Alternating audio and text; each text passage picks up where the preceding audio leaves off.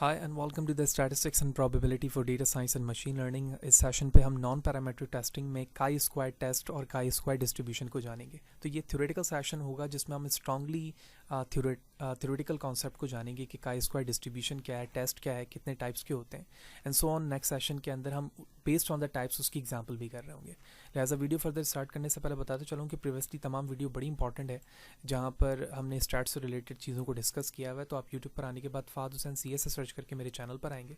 Channel पर आने के बाद इसके प्लेलिस्ट पर जाओगे जहाँ डिफरेंट डिसिप्लिन की वीडियोस मौजूद है। विद ईज़ आप इन तमाम को वॉच कर सकते हैं। इसके अलावा इन प्लेलिस्ट पर इस्तेमाल होने वाले वीडियोस पर जो भी कंटेंट रिलेटेड मटेरियल है वो फ्रीली अवेलेबल है मेरे ब्लॉग fahadhusaincs.blogspot.com पर, जहाँ पर आने के बाद वो तमाम चीज़ें फ्रीली डाउनलोड करके यूज़ की जा सकती हैं। लिहाजा अगर आप मेरे चैनल पर नए हो, चैनल को सब्सक्राइब नहीं किया तो चैनल को ज़रूर सब्सक्राइब करें ताकि अपकमिंग वीडियोज़ के हवाले से आपको बर वक्त जानकारी मिले और इसी तरह की नई चीज़ें आप आसानी के साथ सीख सकें। साथ ही साथ आप मेरे ब्लॉग पे भी मुझे फॉलो कर सकते हैं ताकि जब भी कोड अपलोड किया जाए आपको इन्फॉर्मेशन मिलती रहे। तो प्रीवियस सेशन पर हमने जाना था कि नॉन डिस्ट्रीब्यूशन यानी नॉन पैरामीट्रिक डिस्ट्रीब्यूशन क्या है और वो किस एजम्पशन पर बेस करती है और अपने आप को डिफर करती है एक पैरामीट्रिक टेस्टिंग में। तो फर्स्ट हमारा नॉन पैरामीट्रिक टेस्ट है काई स्क्वायर टेस्ट। इस सेशन पर हम सबसे पहले काई स्क्वायर डिस्ट्रीब्यूशन को समझेंगे और उसके बाद टेस्ट और उसके टाइप्स को देखेंगे। So the first thing is chi square distribution. So the chi square distribution are a family of the continuous probability distribution. तो ये बड़ा इंपॉर्टेंट कॉन्सेप्ट है कि जो डिस्ट्रीब्यूशन है वो कंटिन्यूस प्रोबेबिलिटी डिस्ट्रीब्यूशन है और हम डिफरेंट टाइप्स की कंटिन्यूस प्रोबेबिलिटी डिस्ट्रीब्यूशन और डिस्क्रीट प्रोबेबिलिटी डिस्ट्रीब्यूशन को हम डिस्कस कर चुके हैं। तो उन्हीं के फैमिलीज़ में ये लाई करता है। They are widely use in a hypothesis testing. तो ये हाइपोथेसिस टेस्टिंग में वाइडली यूज़ हो रहा है, including the chi square goodness of the fit test and the chi square test of the independence. ये कुछ दो टाइप्स के टेस्ट थे जो इनका नाम यहाँ पे लिखा हुआ है। अभी हम आगे जाएंगे तो इन दोनों टेस्ट को के साथ समझेंगे कि ये दोनों टाइप्स क्या हैं। एक्चुअली इसकी है तो तीन टाइप्स लेकिन दो का यहाँ पे जिक्र है। So the shape of the chi square distribution is determined by the parameter के। इस के को एन से भी रिप्रेजेंट किया जाता है। तो ये जो पैरामीटर है वो शेप को रिप्रेजेंट कर रहा होगा आपके काई स्क्वायर के, which represent the degree of the freedom shape is right skewed. तो जो आपके पास पैरामीटर एन या के है वो आपके काई स्क्वायर डिस्ट्रीब्यूशन को डिटरमाइन करने के लिए इस्तेमाल किया जाएगा और ये रिप्रेजेंट करेगा डिग्री ऑफ फ्रीडम के साथ, जिसको हम डीएफ से लिख रहे होते हैं। और जब आप इसकी डिस्ट्रीब्यूशन को ड्रॉ करते हैं तो उसकी शेप राइट स्क्यूड होती है। ठीक है, अगर आप इस यहाँ पे इमेज को देखें बेस्ड ऑन द विकीपीडिया तो उसमें जितनी भी डिस्ट्रीब्यूशन की कर्व हैं वो based on the value of के है, लेकिन जैसे जैसे के की वैल्यूज इंक्रीज हो रही है हम अपने डिस्ट्रीब्यूशन के कर्व को चेंज होता हुआ देख रहे हैं। उसका हम्प जो एरिया है ऊपर की तरफ वो कम होता जा रहा है और जैसे जैसे हम बैक करते जा रहे हैं तो डिस्ट्रीब्यूशन का कर्व बढ़ रहा है। और अगर आप इस ग्रीन को देखें जब हमारे पास के की वैल्यू 2 है तो वो इस तरह से, और जब ये येलो पर आया कि इक्वल टू 1 तो ये इस बना रहा है। तो ये स्क्यूड के कुछ डिफरेंट वेरिएशन है based on the size of the parameter और द सैम्पल। अगर मैं इसकी फॉर्मूले की बात करूं और नॉर्मल डिस्ट्रीब्यूशन के साथ इसको कंपेयर करें तो सबसे पहले हम देखते हैं कि अगर मैं नॉर्मल डिस्ट्रीब्यूशन की बात करूं तो अगर हमारे पास एक रैंडम वेरिएबल है x तो ये बिलोंग करता है नॉर्मल डिस्ट्रीब्यूशन से based on the parameter mu and sigma. और अगर मैं स्टैंडर्ड नॉर्मल डिस्ट्रीब्यूशन की बात करूं तो स्टैंडर्ड नॉर्मल डिस्ट्रीब्यूशन कुछ इस तरह से चेंज हो जाता है कि x माइनस पॉपुलेशन का मीन डिवाइड बाय वेरिएंस का होल का स्क्वायर। और इसको जब हम लिखते हैं तो हम लिखते हैं स्टैंडर्ड नॉर्मल डिस्ट्रीब्यूशन। इसमें मीन की वैल्यू हमारी 0 हो जाती है और स्टैंडर्ड डेविएशन इसका 1 होता है। ये वेरी सिंपल है। अब इसको काई स्क्वायर से डिस्ट्रीब्यूट किया जाए या डिफर किया जाए तो अगर मैं यहाँ पर जो मैंने स्क्वायर लगाया है, ठीक है, ये स्क्वायर लगाने की वजह ये है कि z विदाउट स्कोर यहाँ पर लिखा जाता है स्क्वायर, लेकिन लगाऊंगा तो ये कन्वर्ट हो जाएगा हमारे काई स्क्वायर में। काई स्क्वायर को ग्रीक लेटर में इस तरह से लिखा जाता है तो ये काई स्क्वायर में कन्वर्ट हो जाएगा स्क्वायर लगाने की वजह से। स्टैंडर्ड नॉर्मल डिस्ट्रीब्यूशन पे जब मैंने स्क्वायर लगाया तो काई स्क्वायर में ये कन्वर्ट हुआ, जिसकी डिग्री ऑफ फ्रीडम यहाँ पर क्या होगी 1। ये उस वक्त है जब हमारे पास x की क्वांटिटी 1 है। फॉर एग्जांपल हम एज्यूम करते हैं कि हमारे पास डिफरेंट x मौजूद है तो हम कहते हैं कि x1 है हमारे पास, x2 है, x3 है and till two the value of the xn। तो अब ये हमारा फॉर्मूला कुछ इस तरह से कन्वर्ट हो जाएगा कि summation of the all value that is start from i to mu. यहाँ जो म्यू है वो डिग्री ऑफ फ्रीडम को रिप्रेजेंट कर रहा है और सेम फॉर्मूला हम यहाँ पे लिखेंगे x ऑफ i के साथ और स्क्वायर की वैल्यू इस तरह से आएगी। तो ये हमारे पास हो गया chi square based on the degree of the freedom. यहाँ जो df की वैल्यू हो जाएगी वो म्यू हो जाएगी। तो जो भी वेरिएबल आप यहाँ पे लिख रहे हैं, n लिख रहे हैं या म्यू लिख रहे हैं, वही यहाँ पे लिखी जाएगी। तो इस तरह से नॉर्मल डिस्ट्रीब्यूशन के साथ हमने इसको कंपेयर्ड किया और काई स्क्वायर डिस्ट्रीब्यूशन को समझा कि काई स्क्वायर डिस्ट्रीब्यूशन क्या है, लिखा किस तरह से जाएगा और उसकी कर्व जो चेंज हो रही है वो based on the degree of the freedom हो रही है, जो हमने यहाँ पर करके भी देखा। इसके बाद बात होगी कि काई स्क्वायर टेस्ट क्या चीज़ है और वो किस तरह के डेटा पर अप्लाई की जा रही होती है। सो the a chi square test symbolically represented by the chi, जो कि ग्रीक लेटर है, is basically a data analysis on the basis of the observation of a random set of the variable. Usually it is a comparison of two statistical data set. तो हमारे पास statistical data set होंगे, उसके base पर ये test होगा। This test was introduced by Carl Pearson in 1900 for the categorical data analysis. तो categorical data analysis and distribution के लिए इसका इस्तेमाल किया जाता है। और प्रीवियस सेशन पे हमने जाना था कि जब हम नॉन पैरामीट्रिक की बात कर रहे थे कि हमारे पास जो डेटा होगा वो कैटेगोरिकल ही होगा। So it was mention as Pearson chi square test. The chi square test is estimate how likely the observation that are made would be, कि ऑब्जर्वेशन किस तरह की है जिसको बनाया गया है, by considering the assumption of the null hypothesis as true. तो जो इसमें फर्स्ट अजम्पशन होती है, हम नल हाइपोथेसिस को ट्रू के बेस पर कर रहे होते हैं।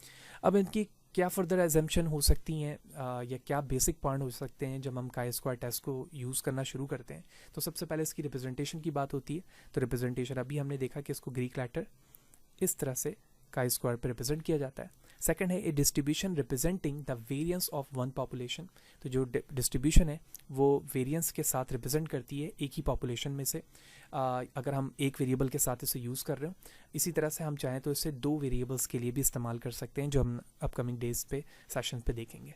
थर्ड कहा जा रहा है कि Q square chi square is a right skewed. ये अभी हमने देखा कि इसकी जो भी डिस्ट्रीब्यूशन है वो राइट स्क्यूड पे होती है, यानी इसकी टेल जो है राइट साइड पर हो रही होती है। काई वैल्यूज़ आएगी वो नॉन नेगेटिव होगी, लेकिन maximum near to the values जो है मिनिमम उसकी ज़ीरो हो सकती है, लेकिन नेगेटिव नहीं हो सकती।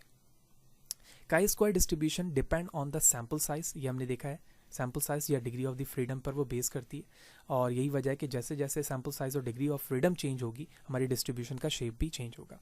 अगर मैं वेरिएबल सिंगल पे यूज़ कर रहा हूँ इसे, तो सिंगल वेरिएबल में डिग्री ऑफ फ्रीडम का फॉर्मूला होगा n-1। n-1 का मतलब ये है कि जितने डेटा सैंपल आपके पास मौजूद हैं उनमें से आप 1 माइनस कर देंगे, that will be the degree of freedom for the single variable, जिसको हम यूनिवेरिएट भी कहते हैं। पाई वेरिएट का मतलब ये है कि नंबर ऑफ द वेरिएबल्स 2 है यहाँ पर, जिसका डिग्री ऑफ फ्रीडम का फॉर्मूला होता है r-1। इसका मतलब है रॉ, और c का मतलब है यहाँ पर कॉलम्स। तो कॉलम्स की वैल्यूज़ में से 1 माइनस करेंगे, रॉ से भी 1 माइनस करेंगे। और इसकी ज़रूरत उस वक्त होती है जब हमारे पास कॉन्टीजेंसी टेबल होती है। तो कॉन्टीजेंसी टेबल क्या होती है, जब मोर देन हमारे पास 1 वेरिएबल होते हैं 2, वो अभी हम नेक्स्ट स्लाइड पे देखेंगे कि क्या है, कि उसी टेस्ट अप्लाई कर रहे होते हैं। अब हमें ये देखना है कि जब हमारे पास काई स्क्वायर की डिस्ट्रीब्यूशन और टेस्ट होती हैं तो एक्चुअली हम क्रिटिकल वैल्यू को किस तरह से फाइंड करते हैं। तो सबसे पहली चीज़ तो ये है कि जब हम नॉर्मल डिस्ट्रीब्यूशन भी पढ़ रहे थे तो हमने ये देखा था कि जब हम नॉर्मल डिस्ट्रीब्यूशन के अंदर क्रिटिकल वैल्यू फाइंड करते हैं तो टेस्ट 2 तरह के हो सकते हैं, 1 टेल टेस्ट हो सकता है या फिर 2 टेल हो सकता है। तो अगर मैं इस तरह से अज्यूम करूं कि हमारे पास अल्टरनेटिव हाइपोथेसिस है, अगर वो ग्रेटर देन है तो ये राइट होगा। इसी तरह से अगर हमारे पास अल्टरनेटिव हाइपोथेसिस है वो लेस देन है तो ये लेफ्ट टेस्ट होगा। और इसी तरह से अल्टरनेटिव हाइपोथेसिस जब नॉट इक्वल होता है किसी वैल्यूज़ के तो हम इसे 2 टेल कहते हैं। तो मैं इसे भी कहूँगा कि ये 1 टेल है और इसे भी कहूँगा कि ये 1 टेल है, लेकिन इस वक्त ये जो है वो 2 टेल पर यूज़ होगा, राइट। तो जो राइट पे है मैं इसको राइट टेल टेस्ट कह लें और इसे लेफ्ट टेल टेस्ट कह लें, जबकि ये जो है डायरेक्टली 2 टेल टेस्ट ही कहलाता है। अब यहाँ पर समझना है कि अगर हमारे पास नंबर 1 पे मैं यहाँ पे मेंशन करता हूँ कि अगर हमारे पास 1 टेल है, ठीक है, जैसे मैंने यहाँ लिखा 1 टेल, तो इसकी क्रिटिकल वैल्यू फाइंड करने का तरीका कुछ यूँ होगा कि हम काई स्क्वायर लिखेंगे और इसकी वैल्यू लिखी जाएगी, जो पैरामीटर इसके होंगे वो होगा डी ऑफ एफ यानी degree of freedom comma alpha. Alpha का मतलब है सिग्निफिकेंस वैल्यूज यानी लेवल ऑफ द सिग्निफिकेंस। जबकि अगर हमारे पास 2 टेल होगा तो मैं उसे रिप्रेजेंट करूँगा chi square D of F comma alpha bye 2 से। तो ये क्रिटिकल वैल्यू फाइंड करने का बेसिक फार्मूला था। अब हमें एक और इम्पॉर्टेंट चीज़ समझनी है कि अगर हमारे पास 2 टेल टेस्ट इस्तेमाल हो रही है, जिसमें हमने अभी देखा अल्फ़ा बाय 2 है। तो हम जानते हैं कि अगर हमारे पास इस तरह की एक डिस्ट्रीब्यूशन है, मैं थोड़ी देर के लिए इस तरह से उसे एज्यूम करता हूँ कि इस तरह की डिस्ट्रीब्यूशन है हमारे पास, ठीक है। तो इस तरह की डिस्ट्रीब्यूशन है जो स्क्यूड फॉर्म पर है। तो टू टेल का मतलब ये है कि एक रीजन ये होगा हमारा, ठीक है, और एक रीजन कुछ यूँ हो सकता है, ठीक है। डिस्ट्रीब्यूशन किसी भी फॉर्म पे हो सकती है based on the value of the के। तो टू टेल का मतलब है दोनों साइड से हम चीज़ें देख रहे हैं। मैं कलर चेंज कर लेता हूँ, दिस वन। तो इसका मतलब है यहाँ पे भी अल्फ़ा बाय 2 होगी और अल्फ़ा बाय 2 या अल्फ़ा बाय 2 का मतलब ये है कि जो अल्फ़ा की वैल्यूज़ है हमने दो पार्ट्स में उसको डिवाइड कर लिया। तो जब हम राइट टेस्ट देख रहे होंगे टू टेल पे, तो इसका फॉर्मूला होगा डी एफ, मैं लिखूँगा D F comma alpha bye 2, simple. लेकिन जब मैं यहाँ पर लेफ्ट साइड पे चेक कर रहा हूँ तो उसके लिए मैं लिखूँगा D F comma 1 minus alpha bye 2, ठीक है। तो ये फॉर्मूला इस्तेमाल होगा लेफ्ट साइड पे, और राइट साइड पर इस फॉर्मूले को यूज़ करते हुए हम क्रिटिकल रीजन निकालेंगे और उसके बाद हम देखेंगे कि हम अपने एच नॉट को एक्सेप्ट कर पा रहे हैं या फिर नहीं कर पा रहे हैं। जिस तरह नॉर्मली टेस्टिंग पे हम देखते हैं, जो प्रीवियसली सेशन पर हम तमाम चीज़ें डिस्कस करते हुए आ रहे हैं कि based on the tabulated and calculated value हम डिसीजन लेते हैं। जिस तरह हमने एनोवा में लिया, टी टेस्ट में लिया, एफ टेस्ट में लिया कि हमें अपने नल हाइपोथेसिस को एक्सेप्ट करना है या फिर रिजेक्ट करना है। तो दैट्स ऑल अबाउट काई स्क्वायर डिस्ट्रीब्यूशन में और टेस्ट में एजम्पशन क्या होती हैं, क्रिटिकल वैल्यू को किस तरह से हम फाइंड करते हैं। नेक्स्ट सेशन में हम क्वेश्चन देखेंगे तो वहाँ पर इन चीज़ों को हम करके भी देखेंगे कि वन टेल टेस्ट या टू टेल टेस्ट की किस तरह की वैल्यूज़ आ रही हैं और किस तरह से हम उसको अल्टरनेटिव हाइपोथेसिस को या नल हाइपोथेसिस को एक्सेप्ट कर पा रहे हैं या फिर नहीं।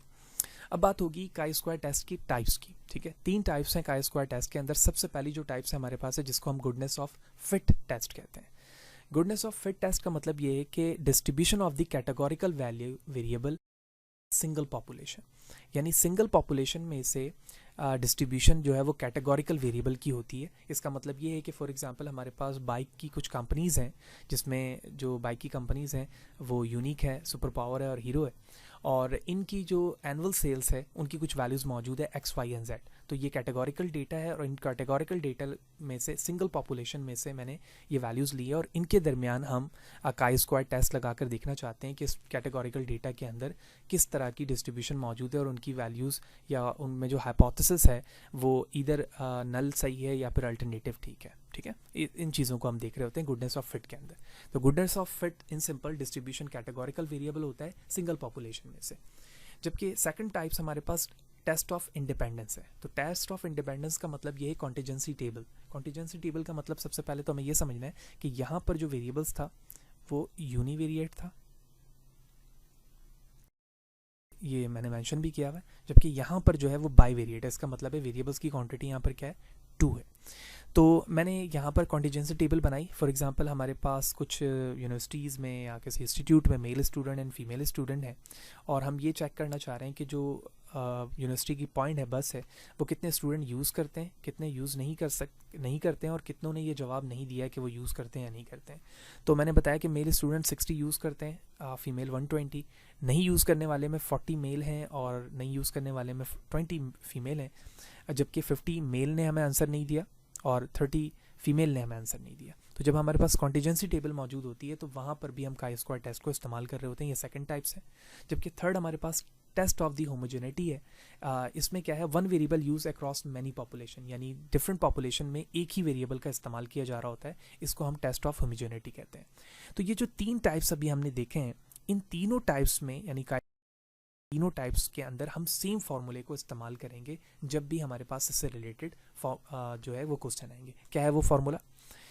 अंडरस्टैंडिंग द फार्मूला ये है कि काई स्क्वायर बराबर होता है summation of the observed value, ये जहाँ पर ओ है इसका मतलब है ये ऑब्जर्व्ड वैल्यू की बात हो रही है, observed value, and that E will be the expected value.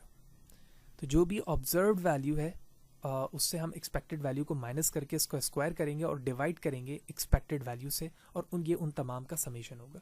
तो ये रिप्रेजेंट करेगा आपके काई स्क्वायर को। तो ये तीनों जो टाइप्स हैं, goodness of fit, test of the independence and test of the homogeneity, इन तीनों पर सेम ही फॉर्मूला अप्लाई होगा। So the based on this we have the given observation और the expected values, then we will find it, यानी हमारे पास जो question होगा उसमें ऑब्जर्व्ड या फिर एक्सपेक्टेड वैल्यूज होगी, उसकी बेस पर हम इसे फाइंड करेंगे। if we have the standard deviation or the variance and the sample, so how we can use this formula.